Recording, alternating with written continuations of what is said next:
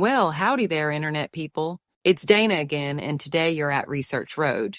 This is a weekly series where we go through science and tech news with a bit of dry humor. Then we answer some questions from y'all.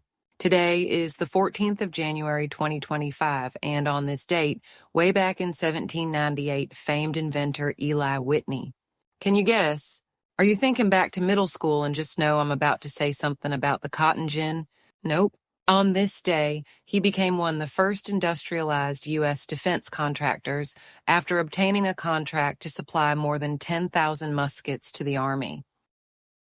So, starting off with tech news, reports surfaced that Chinese officials were weighing the possibility of selling TikTok to Elon Musk. A TikTok spokesperson said, quote, "We can't be expected to comment on pure fiction," and denied the reports. Zuckerberg has announced that he plans to start using AI to begin automating coding jobs this year. Automation and AI is here to stay, and we should probably start thinking about how we want society to function as automation begins to take hold. I can remember just a few years ago when the answer given to anybody whose industry was being replaced was to learn to code. And now on to space. You might see reports about kidney beans on Mars. That refers to the shape, not the substance. They aren't beans, but rather frozen sand. The images are sand dunes covered in a carbon dioxide frost. The images might help determine whether there was ever enough water on Mars to sustain life. A comet named G3 Atlas might be visible next week. If you miss it, you'll be able to see it again in about 160,000 years. When you think of timelines that long, it kind of makes you feel insignificant, doesn't it? NOAA satellites are monitoring the California wildfires and providing crucial information. Blue Origin scrubbed the launch of its New Glenn rocket. Official word was they were, quote, standing down on today's launch attempt to troubleshoot a vehicle subsystem issue. Now it's time to talk about the developing climate crisis. Activists painted the grave of Charles Darwin with a message saying 1.5 is dead. 1.5 degrees above pre-industrial levels is a critical threshold for the climate. Analysis says that last year was 1.6 degrees above. There are reports that Trump plans an executive order blocking wind turbine development offshore. The U.S. Supreme Court refused to hear an appeal from oil companies seeking to block lawsuits that claim oil and gas companies are liable for climate change damage. The case in question centered on alleged deceptive marketing practices. In the world of animals, those in Colorado opposed to wolf reintroduction have come up with a new plan to attempt to stop the conservation effort. They're looking at trying to do it via the popular vote in 2026. A man in California reportedly had 2 cats die from bird flu after they drank recalled raw milk. In health news, a child in California is believed to have come down with a case of bird flu. The child has recovered. Now let's dig up the past a little. Researchers have retrieved an ice core from the Antarctic ice sheet that should shed light on at least 1.2 million years of Earth's climate history. The ice core samples measure 9,186 feet, so more than a mile and a half. That's 2,800 meters. Everything from air bubbles to bits of ash will tell us about our past. What's being called a dinosaur highway was found in England. It reportedly has over 200 dino footprints. A skull, found in 1929 in Turkey, has long been thought to have belonged to Cleopatra's sister. Modern techniques were applied, and it was discovered that the skull belonged to a boy who was aged somewhere between 11 and 14 years old. In Hungary, a site was excavated, and researchers discovered a warrior buried with their archery equipment. This was a common practice in 10th century graves.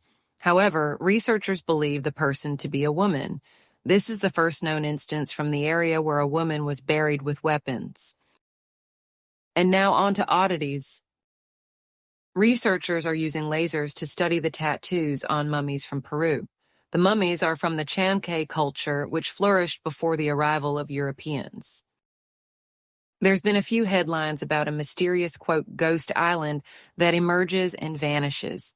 It's not really that mysterious, and it's not paranormal. It's a formation caused by a mud volcano. The general idea behind them is that in areas near tectonic plates, there are subsurface pressures that periodically force substances up, creating the island. The area driving the headlines has seen this happen 8 times that we know of since the activity started being recorded in the 1850s. China has expressed interest in planting a waving flag on the moon in 2026. And now we're going to answer some of your questions. Did Jimmy Carter really lower himself into a nuclear reactor? Yes, there was a partial meltdown at a nuclear power plant in the 50s, and Carter was one of the people involved. Radioactive water needed to be cleaned up, and a young Navy officer was part of that effort. Some stories I've seen are a bit over the top, but he was definitely there and was exposed to so much radiation that he had radioactive urine for quite some time.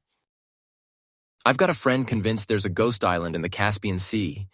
How do you feel about headlines that intentionally give people the wrong idea in hopes of getting them to read about science? I have mixed feelings. I think there's enough amazing stuff in the world of science to generate interest without clickbait. At the same time, generally the people who need to learn about it the most seem to be those most susceptible to clickbait. So maybe it helps in the long run. Did climate change cause the fire, or was it mismanagement? Neither of those things caused the fire exactly. Climate change made it much worse. California is in a drought and experiencing its hottest weather in at least a century. That means drier wood for fuel. As far as mismanagement, the focus is on blaming 3 women in particular. It's interesting that the male chiefs over other departments facing fires aren't getting any of the criticism. It's simply a way to provoke outrage and get clicks.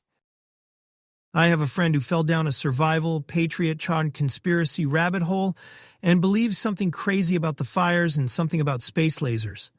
Their main evidence is that the trees aren't burning in subdivisions where everything else does. What's the easiest way to explain this? I want to scream. Look, I know that there was a figure on this channel for a very long time who would gently explain the bad science and misconceptions in these theories. That's not me. The number of uber-patriot, survivalist, alpha male, rugged individualists out there who have never built a campfire is just absolutely staggering. Have your friend watch any video on YouTube about building a campfire. That video will tell him to avoid green wood because living trees have moisture and don't catch fire well. It will also tell him to start his fire with thin pieces of wood because larger pieces are harder to catch. Most trees in subdivisions have their branches close to the ground removed. So not just is the tree full of the stuff we spray on fires to put them out, they generally don't have small branches close to the ground that will dry out and ignite. This is why science is important. Did you hear about the study saying morning coffee makes you live longer? Is it true? That is very correlative. You'd have to try to find some causal link, like we're more alert or something. That looks like all the questions for this week. This week's quote is attributed to Albert Einstein. Nationalism is an infantile thing. It is the measles of mankind. So that's all the data we have to date. Hope you enjoyed it and hope to see you again soon.